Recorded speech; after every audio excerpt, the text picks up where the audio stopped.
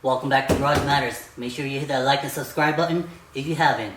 Now, you think not having your horn is a big deal. It's gonna be a big deal when you're trying to let people know to get out of your way, or you're just trying to get their attention.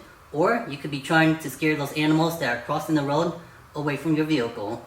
And it's often those rare scenarios where you find yourself in, where you wish you would have had those things working. Now come on over here and let me show you what's going on with this 2010 Nissan Frontier. Now let's see if we can get this horn working on this 2010 Nissan Frontier. First thing I want you to do is just press the horn. See what happens. Alright, nothing happens. Next thing you can do is check the fuses. But before you check the fuses, there's something easier that you can check.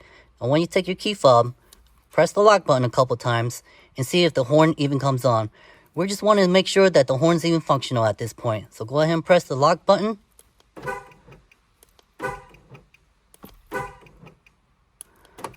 Alright, with the key fob, we know that the horn works. So it's nothing with the horn or the fuses. Next thing we're going to do is just take the key, insert it into the ignition, turn the engine on, and see if there's any lights on the dash right here.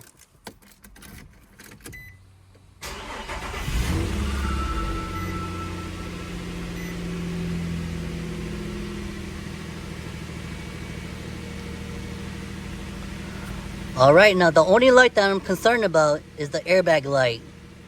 Because I know that the airbag light is connected to the airbag right here and to the steering column.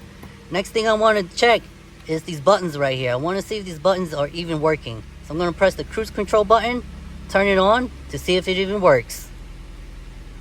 Now with the cruise control button pressed like this, it's not coming on up here. So I know it's something within the steering column. So within the steering column, there's a clock spring that needs to be replaced. Now with the airbag light on, these controls right here not working, that's good enough for me to go ahead and replace this clock spring. But there's other tests you can do, such as turning the steering wheel left and right while pressing the horn button. If the horn comes on while you're turning it left and right, then that's another good indicator that your clock spring needs to be replaced. We'll go ahead and turn this vehicle off and get started. Now since we're going to be removing the airbag from the steering wheel, we want to make sure we disconnect the battery. All I'm going to do is remove the negative cable from the battery and put it to the side.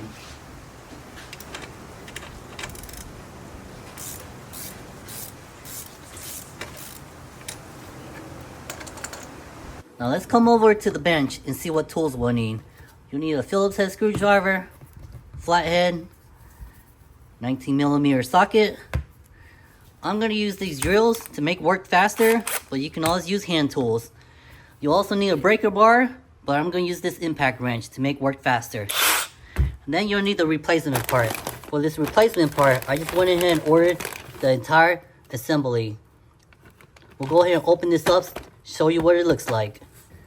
Now I opted to get the entire assembly because it's going to make things simpler and a whole lot faster. You can just buy the spring by itself, but then I didn't want to mess with dealing with the spring by itself and trying to install it. Sometimes when you buy the spring, it's not an OEM part, it's like a third party. So I went with the OEM part and just bought the entire assembly from Nissan. It should just be a quick plug and play. And another thing you want to make sure of is this plastic piece right here. This is to keep the clock spring in the 12 o'clock position in the neutral position. So you don't want to remove this plastic piece right here because it's actually holding this in place from rotating during the installation process. So leave this plastic piece on until we install this entire assembly onto the steering column. And now comes the fun part. I'm going to try to do all this and film it the best way possible to show you guys what's going on. First thing we need to do is remove this airbag. We're going to come around underneath the steering wheel. Now there's this little hole right here on this Frontier. It's different on this Frontier. Some Nissans have little caps right here with 10mm screws that you'll need to access. But for this Frontier, you gotta access the airbag release latch from inside of here. Let's shine a flashlight in there and see if we can get you guys a better view. Alright, so on top of the hole, right here, on the top side of it, you can kind of see a metal bar. So that's the metal bar that you want to push up on. So what I'm going to do is take a flathead screwdriver and just push up on it. So as soon as you push up on it, it's going to pop the airbag loose. And then from there, we'll go ahead and disconnect the airbag from the steering wheel column. Now we're gonna go ahead and insert this flathead screwdriver up inside this hole. Just gently tap on it a couple times, and then this airbag should pop right on out.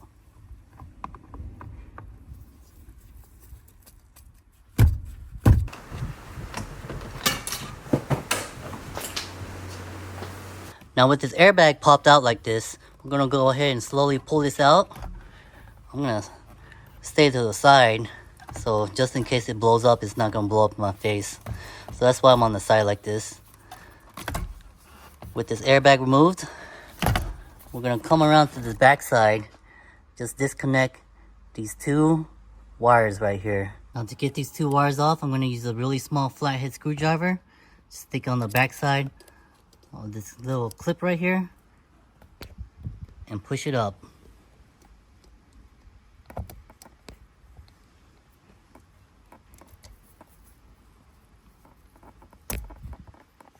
Do the same thing on the other one.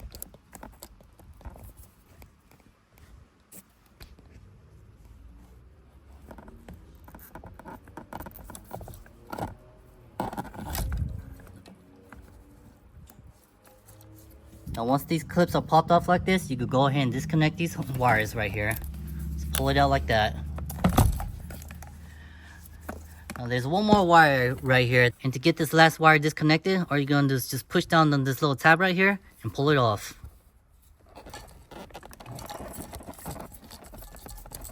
Okay. Now once that's disconnected, what we're gonna do is we're gonna turn it around like this, put it in the back seat. That way, if it blows up, this metal piece back here is not gonna go flying everywhere. I'm gonna stick it in the back seat just like that. Close the door, make sure no one goes back behind there. Now we'll take a look at what's going on inside of here. I want to show you guys the airbag release mechanism down here. So this was that hole from underneath the steering wheel. Here's what's happening when you're taking this flathead screwdriver and pushing up on it. So what you're doing is you're pushing up on this release mechanism right here. When you push up on it, you're releasing the airbag. So you gotta press pretty hard to get it to release the airbag. That's enough of that. We'll go ahead and remove this wiring harness. All you gotta do is take a flathead screwdriver, push down on the side like this, push the clip in, and then pull it out. Now it's time to go ahead and remove this nut right here. Now the good thing about using this impact wrench like this is that it makes taking off the steering wheel really easy.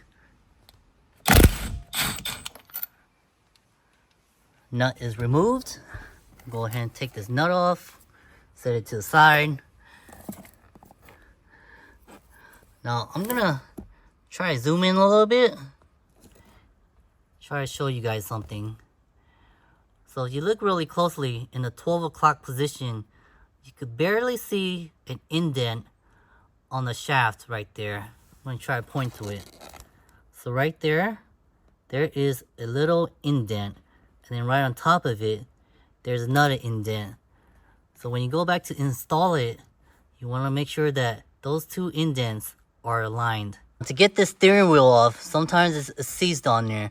So you're going to have to like rock it forward and aft and side to side. You're just going to keep doing this. And it makes it easier if you're using two hands, but I don't have two hands because I'm filming with the other hand.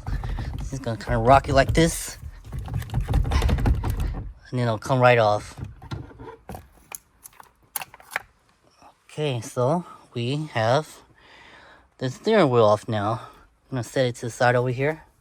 Now to get these trim pieces off, there's a few screws down here.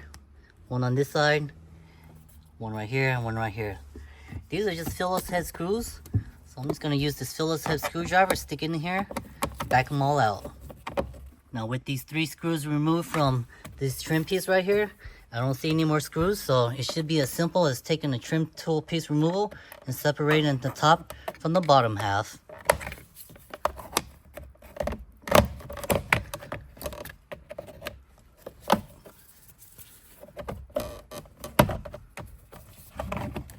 Okay, let's see if that works.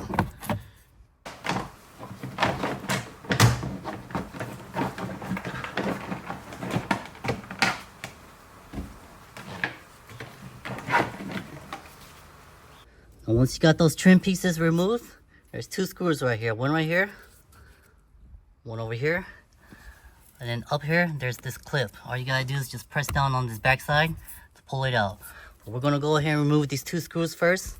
Just gonna use this drill. Since it fits, it'll make it a whole lot easier.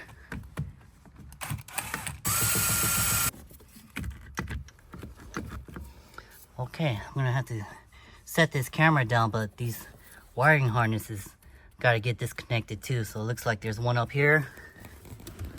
Let's see. One down here as well. And looks like there's one over here. So go ahead and disconnect all of these wiring harnesses. Then this should be able to come out.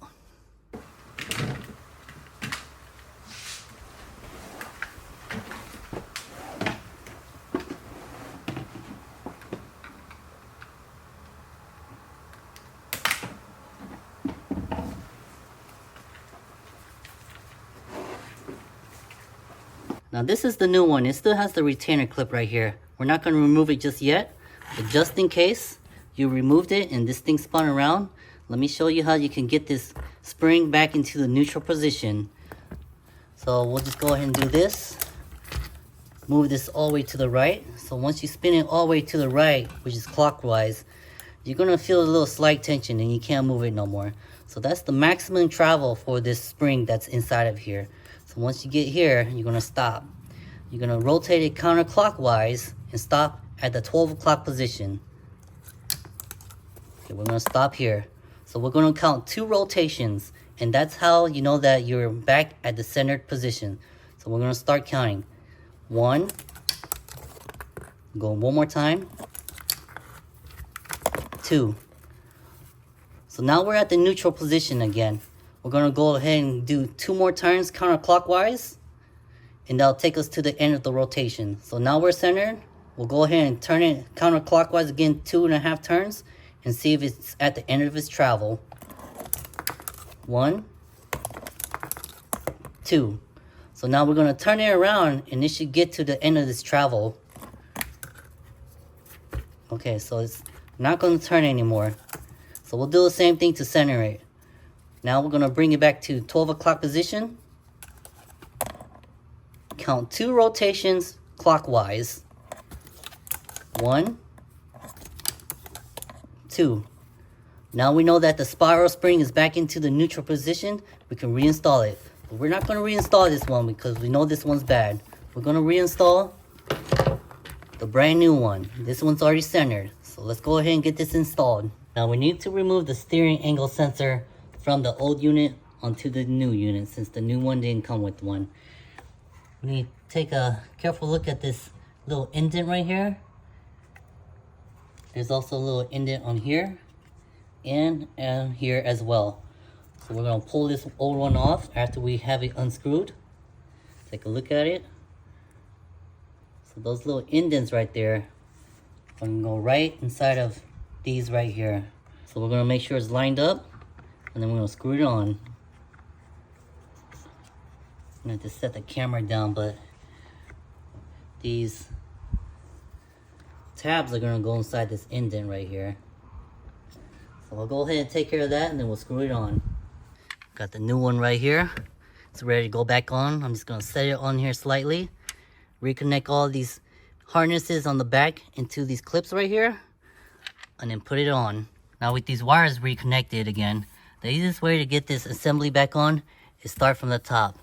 So we're going to kind of wiggle it in from the top first to get this top clip in first. It makes it easier. So it's going to angle it on in and push it in.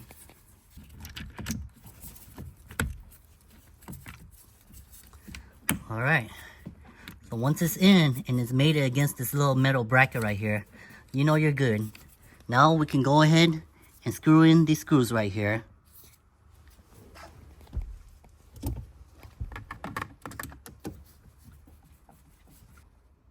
Alright, it's in there, looks like it's nice and firm. Alright, now we'll go ahead and reconnect these wires, put the steering wheel back on. Before we put the steering wheel off, this retainer clip right here, we're going to go ahead and pull it off. Put the steering wheel up like this, but we need to feed these wires through the bottom of the steering wheel right here. Now once you got these wires fed through this bottom of the steering wheel right here, we're gonna line up this marker with this marker up here.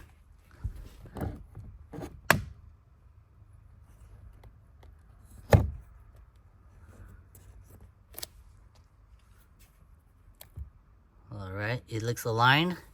So these markers are aligned right here. This piece is through this hole right here. Everything looks good. We can go ahead and reconnect this wiring harness right here. Just gonna push it in like this. And then we're gonna go ahead and put the nut back on here. Tighten it down. Then I'm gonna bring the impact wrench. I'm not gonna wrench it down really hard. I'm just gonna go snug.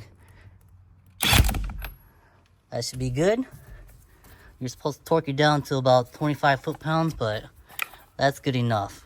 Steering wheel is not gonna fly off, but you should always torque it down. Now the next thing we want to do is put these trim pieces back on. Easiest way to do is go ahead and tilt the steering wheel all the way up like this. I'm gonna start with the bottom first, but you can start with either or. I like starting with the bottom first because it's a little bit harder. Just gonna feed it back in here. Just like that. And then up like this.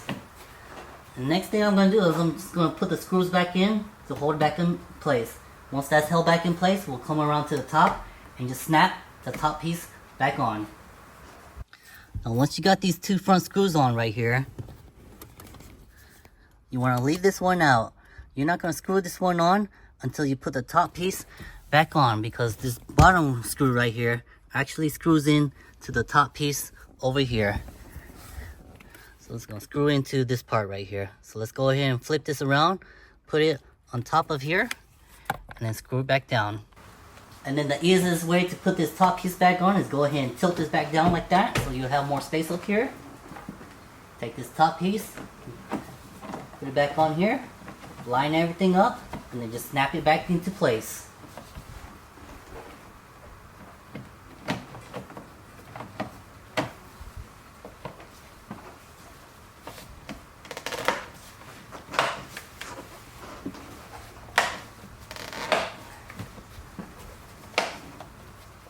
Now I was getting a little kind of lazy, but I went ahead and grabbed my torque wrench. I'm just going to go ahead and torque it down to 25 foot-pounds to make sure the steering wheel doesn't fly off.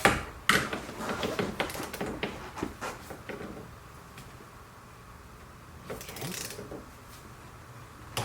Alright, 25 foot-pounds, that's all it took. Now let's go ahead and put this airbag back on so we can go ahead and do all these ops checks.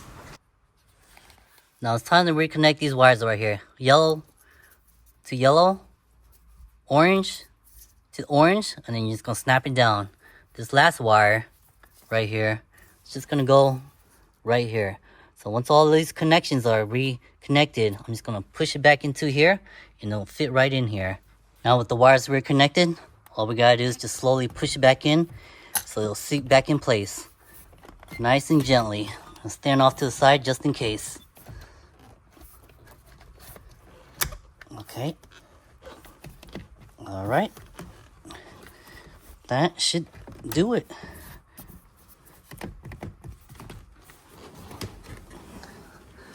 Okay. There it is. Back in. So obviously the horn's not working. I'm going to go reconnect the battery. We're going to try out this horn. See what happens. Now let's go ahead and press this horn. I'm going to stand off to the side.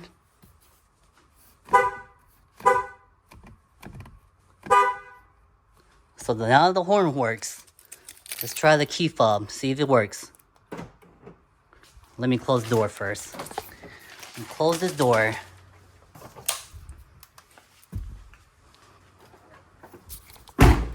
Door closed. Alright, horn works. Now we're gonna turn this truck on, check these switches right here, make sure they work. Let's check this cruise control button, see if it works now. Alright, so we got cruise control again. So we know that spiral spring fixed the horn, the cruise control. All these are new too, so we'll Check them, see if they're new. Alright. Wipers work. Check these lights. Lights come on. Turn signals come on. Alright. High beams. Everything looks good. We'll go ahead and turn this off. Now after swapping out that clock spring, we got back our cruise control, and most importantly, we got back the horn. And there's no need to yell out the window like that anymore to get people's attention. The horn's working just fine. I also noticed that the airbag light didn't go off after we swapped out this clock spring, but that's alright. We'll save that for the next video. Join us next time on Garage Matters, and remember to hit that like and subscribe button.